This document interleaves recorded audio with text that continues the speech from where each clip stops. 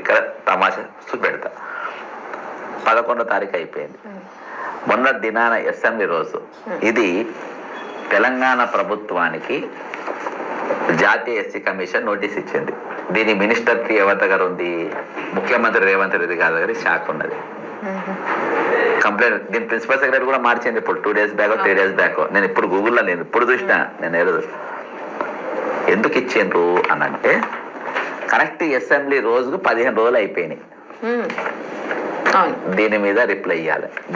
దేనికోసం ఇవ్వాలంటే ఇక వీళ్ళు గురుకుల పాఠశాల పిల్లలు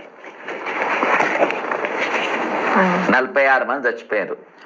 వీళ్ళు దాదాపు 1000కి పైగా దాఖలు ఉన్న వాళ్ళు. ఇవన్నీ నేను ఎస్సీ కమిషన్ లో ఇచ్చిన వాళ్ళు చూపించాను.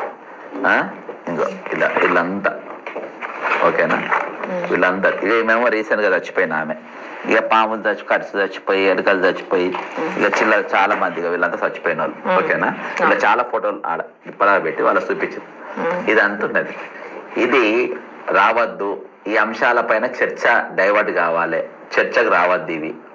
కాబట్టి అల్లు అర్జున్ సబ్జెక్ట్ బయటికి తీసిండు. తీయంగానే ఇది ఇట్నే వెళ్దాం. అల్లు అర్జున్ పేరు బయటికి తీయంగానే అల్లు అర్జున్ ఏం చేసిన సాయంత్రం మళ్ళీ ప్రెస్ మీట్ పెట్టాను.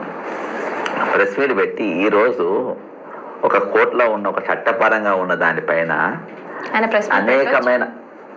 అనేకమైన అంశాలు, ఈరోజు సమస్యలు ఉన్నాయి. Last day of the assembly నువ్వు దేని గురించి మాట్లాడాలి? ఒక సినిమా గురించి 3 గంటలు హిందీలో ఇంగ్లీష్లో మధ్య మధ్యలో అక్బరుద్దీన్ పర్మిషన్ అడుగుతా. రాష్ట్రంలో ఏ సమస్యలు లేనట్టు ఈ అల్లు అర్జున్ ఇష్యూని, అంటే ఈ ఘటన విషయంలో అంతసేపు సీఎం రేవంత్ రెడ్డి మాట్లాడినంటే అసలు దాని వెనకాల ఇంకేమైనా కుట్ర ఉందా? అయితే ఇందులో మెయిన్ ఏంటంటే ఈ ఇష్యూస్ చట్టం మీదకి రావద్దు, ఈ ఇష్యూస్ గురించి మాట్లాడద్దు.